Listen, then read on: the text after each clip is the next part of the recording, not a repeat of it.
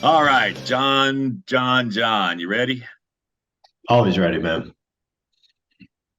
All right. Well, so in review, this is an interesting topic today. It threw me a curveball. Um, but it's interesting, and of course now I'm anxious to get beyond it. I'm sure more sense will be made out of it. But in reviewing, why ask how ever? Because you're now, what we intend to do with this is expand your mind, open your mind to bigger, greater possibilities. And so hopefully we're doing that. And now asking how will most likely keep you stuck where you are and limit your results. So this shift in your mindset from who, not how, is pretty important because I don't like to be stuck. I don't suppose most people like to be stuck. And if you're focused on doing everything yourself, then you're dramatically limiting the resources. We talk about leverage all the time. We didn't realize we were already beginning the shift in our mindset from who to how, but we were. Um, and so you're dramatically limiting the resources that you can leverage that are at your disposal to direct towards achieving your goals. And we ask all the time, if you had everybody doing everything else that you do in your life, how much bigger would your goals get? And so if your resources are limited, especially by you, John has talked a couple of times about a glass ceiling. If your resources are limited, so is your potential, so are your options, and so is your future. Ultimately, the more who's you enroll in your vision, and I do like the end of today's topic because we're going to get into that a little bit more deeply, but the more successful you have the chance to become. Zig Ziglar is famous for saying you can have everything in life that you want if you'll just help other people get what they want. The more people that you help get what they want, the more success is available to you. The research is pretty clear.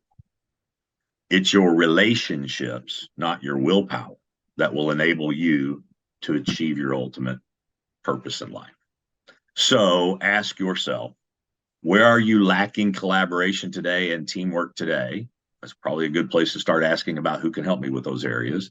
This evolution is self-expansion. You talk about self-improvement. Well, this is self-expansion, and it will allow for the necessary change in your identity, your perspectives, and the available resources that you have access to, which in turn grows all of your freedoms: time, money, relationships, and purpose. Anything you want to add? That summary reminds me of a conversation I had this week with like this brand new agent looking to get into the business. Just got licensed, interviewing at a bunch of firms and doing his research. Very data driven guy. It's a corporate job with Walgreens, but he understands that there's a glass ceiling there, right? And limits. And he's really well, let me back up. I'll say this. When you have conversations with the right people, and honestly, I don't really like right or wrong because that's opinion, right, of what's right or wrong. But I guess the right person in this case would be someone who gets it. This guy, he like got it, but he didn't know that he got it until I like gave him the language around like what it was he was trying to articulate because he was telling me what he wanted. One of my favorite questions is like, what are your goals? What are you looking to do? And he started talking and he said, man, I'd like to have businesses in real estate that I could scale and grow. And he like kind of started articulating them. And I said, you mean like a self-managing company that's internally motivated and will exponentially grow, right, on its own, continue to kick out residual profit for you, whether you're working in it or not? And he's like, exactly like that. That's exactly what I'm trying to build. So when I first started learning about this stuff, I felt like we were outliers. And we kind of are to an extent, but it was too far out there, or maybe too many people wouldn't understand it or be able to grasp it. And here I just had a conversation with the person that reached out to me who was describing the very thing that we're talking about trying to help people understand, who already had like a concept of it, but didn't have like the full picture yet. So I felt very good in that conversation and being able to help him close those gaps, given this knowledge that we're sharing with all of you. Okay. Well, and we're going to close on that concept again. So, moving forward with today's topic, it's procrastination.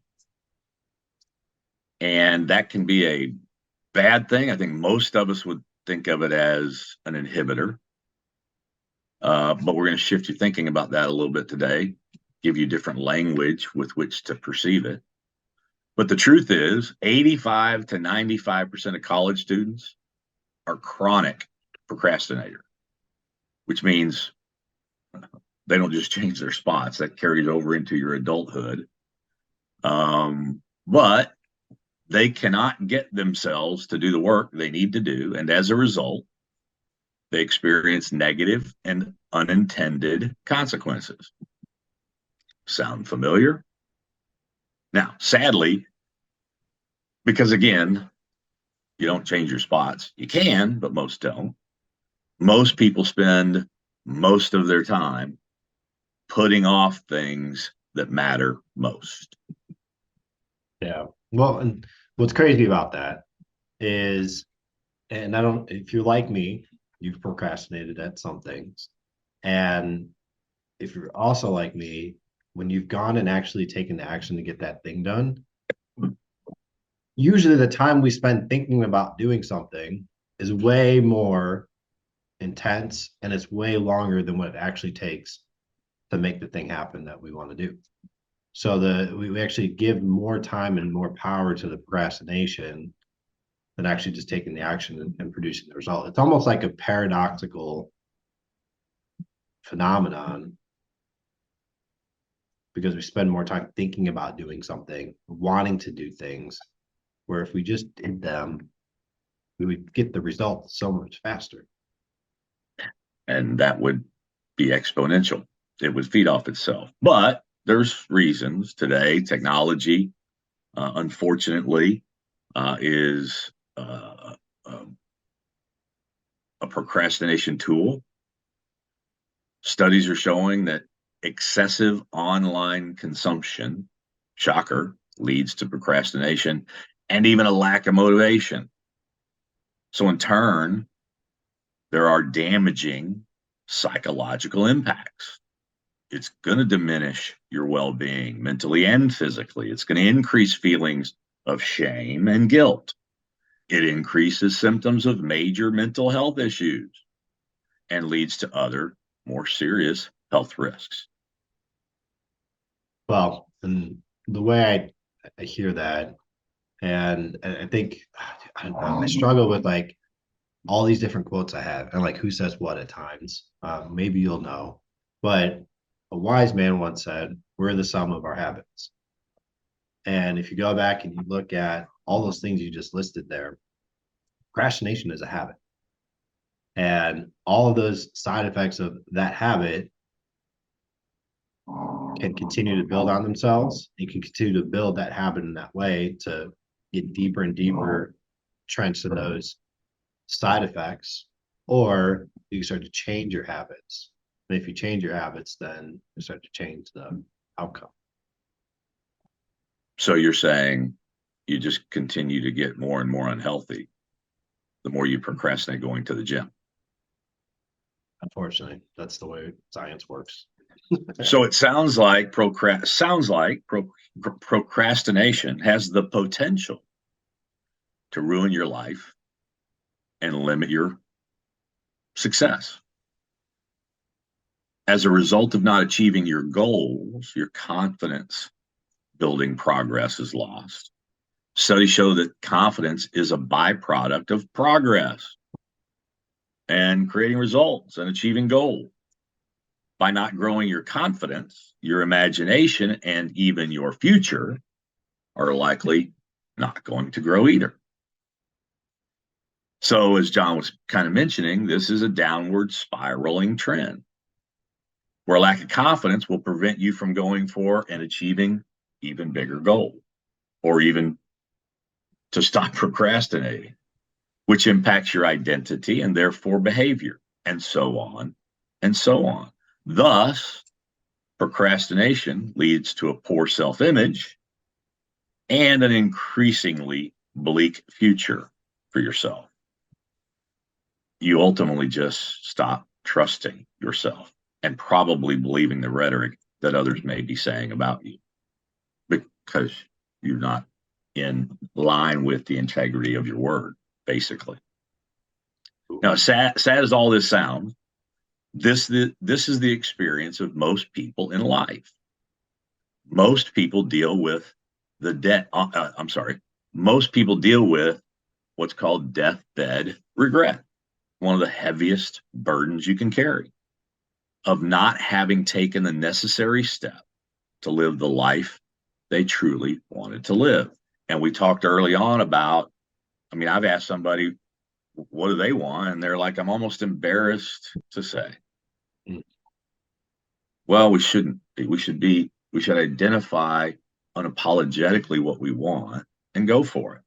But most people procrastinate, live with regret, and settle for average and ordinary. Yeah, it brings up a few thoughts. You said a couple words. Words are important. And when you start learning the power behind words, I'm discovering this with Chat GPT.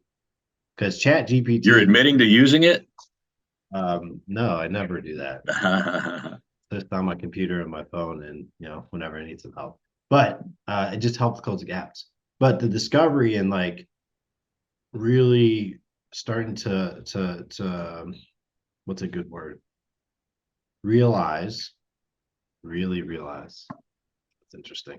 How powerful words are. Chat GPT knows everything, right? Because it pulls all this data from everywhere. Yet, if you don't ask it the right question, it's not going to give you very good feedback. So, like every single word that you put in there is important. And then integrity is we could probably spend a whole day on it. Maybe we should spend a day on integrity. Book recommendation. I'm gonna throw this in there because it popped into my head. The you also said something about trust. And I think where a lot of this, well, let me take a step back. I don't think, because I just read a book on it. So I've learned how much trust plays into like who we believe in ourselves to be and who other people believe us to be. And that rolls right into the confidence. I think where a lot of this stems from is like a lack of trust in ourselves and our abilities. Whole nother topic. I'm sorry for the rabbit there, but the book I want to recommend because it's helping me out a lot, personal life, business life, everything. It's called the Speed of Trust, and would highly recommend going on and grabbing that. So back on topic, away from the little squirrel there. Um, One of the best strategies I found because like I can't sit here and like tell you guys I've never felt down or I've never procrastinated and then later felt bad about it, right? It's like, oh, I didn't do that thing. Maybe it's I hit the snooze and I didn't wake up in time to get a workout in, or I was going to do something on a certain day and I didn't follow through on it. Those can have some negative feelings, and it is easy to get into that downward spiral. The fastest way I've found that works for me to get out of that type of downward spiral is just to take some action, to do something. Because usually it feels good to accomplish something. Usually it feels good to produce a result. And let's say you like, if you just do something and you don't necessarily get the result you want, you're still going to feel a boost in confidence because you took an action, right? You're moving closer towards a goal or something you want to achieve.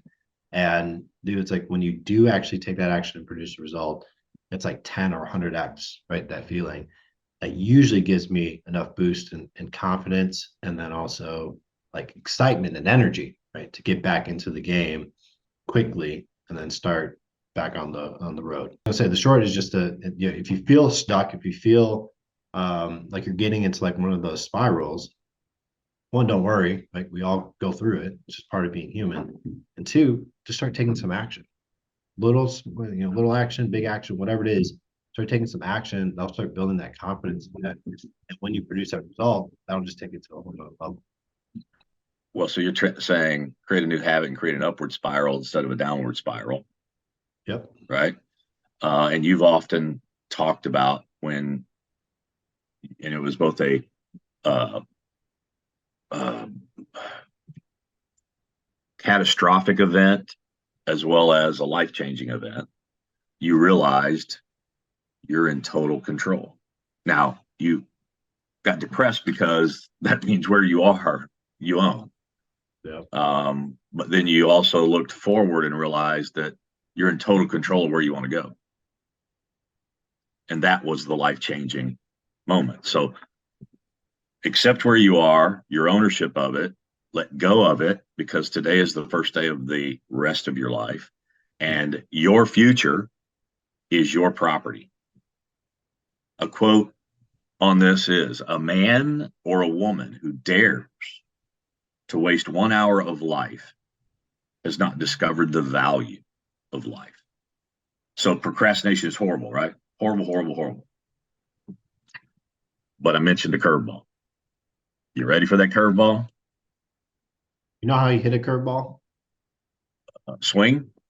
I mean, yeah, in general, but no, you have to. So curveball, because it's moving, you have to let it get a little bit deeper in the zone, and then the best way to hit a curveball is to the opposite field. So, sit back in your seats, y'all. There it comes, We're going to the opposite field. going backside on them. But like I said, so procrastination is really, really, really bad, right? Well, maybe not. A different way to look at it is procrastination might actually be a form of wisdom. There's the curveball. We just painted it as really, really bad, but it may be a form of wisdom. And if you listen to it, procrastination could be telling you something rather profound. You see, procrastinating means your goal is really big. Now, if you're procrastinating cutting the grass, not what we're talking about. We're talking about, again, freedom of time, money, resources, and your purpose in life, living the life, funding the life that you want. And so there may be a reason that you're procrastinating on a really big task or goal. Typically, it's something that you want for yourself. And again, oftentimes we're conditioned to feel bad about wanting something bigger for ourselves. But right now, what you want, you just may not be the person that should be or can be executing against whatever that task is that you're putting off. You need a who to help you move the ball forward. And we're conditioned not to ask for help. A who in possession of the necessary knowledge, capabilities, and resources to do what you're struggling with. If you were, you wouldn't be procrastinating. You'd just get it done. So procrastination may be telling you something if you'll exercise a little wisdom and listen, seek clarity on what it might be telling. So let me stop you there for a second. Wet the whistle. I like that, right? It's actually kind of fun to say. But let me see if I can sum this up. So it sounds like you're saying there may be like another view on procrastination, and that view could be that either the goals or dreams that we have are so big, we're kind of stuck, limited in our thinking or ability to be able to achieve them on our own. And then the best way to get unstuck is to enlist a who, right? Or go find someone who may have the capability, knowledge, or experience or resources, then help us realize or live into that dream or goal. Well, and you don't necessarily know why you're stuck, but you are. And if you'll listen to what you're, again, seek clarity in what you should be learning from it, it's likely grounded in you needing a who that can help you achieve it and move it forward. Now, if you don't listen, then you're headed for misery and mediocrity, average and ordinary. So procrastination could be a clue that you need to engage a who, but will you? Or will you just sit on it and not seek the clarity and the wisdom and exercise the wisdom that it's trying to make available to you? See, the bigger your ambition, likely the greater your procrastination, because the goal is stretching way beyond your capabilities, your confidence, your belief, and you just continue to we've already talked about the downward spiral of procrastinating. So you have two options. Ask, how can I do this? Which typically only leads to more procrastination because you can't, for whatever reason, capabilities, resources, whatever, time. Or you can ask, who can help me with this? Or who can help me achieve this goal? And asking this can inject energy, confidence, creativity. And I will tell you, the more conversations you have, we're going to talk about clarity around what the goal is and how you get it out there. But the more conversations you have, there are who's around there are who's behind every conversation. It's amazing how you'll discover ways to collaborate with people if you'll just talk to them. And again, that will inject energy, confidence, and creativity in that new collaborative relationship. You'll start to make progress towards goals. And that will create belief in even bigger goals because you've now got access to someone else's time and resources. So, killing procrastination requires two steps. First, you have to be radically explicit about your goals. In order to create the right type of relationships, you need to be very, very clear about what you want. Yes, what you want, unapologetically, because now we're going to go find who's to help us get it done. It's never easier to communicate that to an audience and attract the right who's than it is today with social media. The velocity, as we often talk about, of our message is mind-boggling compared to what it was even 10, 15, 20 years ago. And here's what's, I think, the hardest part of this to accept for most people. The right who is always ready, willing, and able. I think there's some quote about when the student is ready, the teacher appears. The right who is always ready, willing, and able to hear your clear vision. All you have to do is get it out there with enough velocity to find the who or who's in the time frame that you need to find them to start to make progress and end the procrastination. And if you do that, if you get that clear vision out there, what you're going to find is the right who's are going to find you. So asking yourself, who can help me accomplish this, is the first step in ending procrastination. Now you know what you want. Try to refrain from asking, how can I do it? And think about who can help you. And trust that there is a who or who's that your vision will resonate with. There is an audience for your vision that will want to get involved and help you make progress. We all have an audience, and so will your vision. No matter what it is, there are hundreds of who's that it will resonate with, literally an army, if you'll find the courage to clarify the vision and share it. So procrastination, maybe not such a bad thing. Well, to me, it just sounds like you're a who that has really big goals and dreams. And, it's interesting. Question I would add to that is like, who would want to accomplish this goal together? And I think I like that question because it helps you identify like who's not the right who for you right now and or who's not ready. And I got an example of that talking with the guy I followed up with for years, continues to ask himself how. And he just continues to stay stuck. And Stuck. yeah, he's not making any progress. I talked to him last year and he had goals and he didn't hit any of them. On the other side, we've exceeded our goals. In a down market where most people are business down 30-40%. We just had our best month ever. 22 team closings in October. Our business just continues to grow. Not because we're amazing people. I mean, we're kind of cool. We have our moments. But we've taken the time and now we're investing the effort and continuing to find more of the right who's and surrounding ourselves with the right who's, people that can help us continue to grow the way that we want to grow.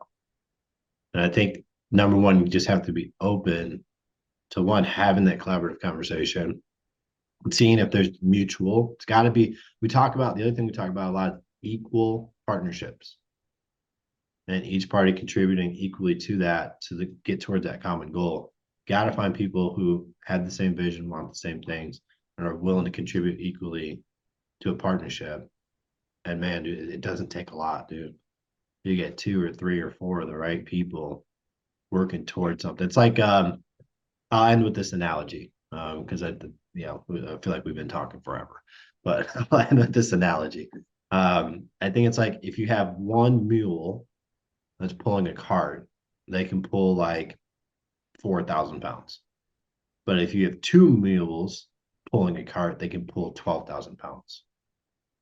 As you enlist and enroll and start collaborating with the right people, that is how you produce those exponential results.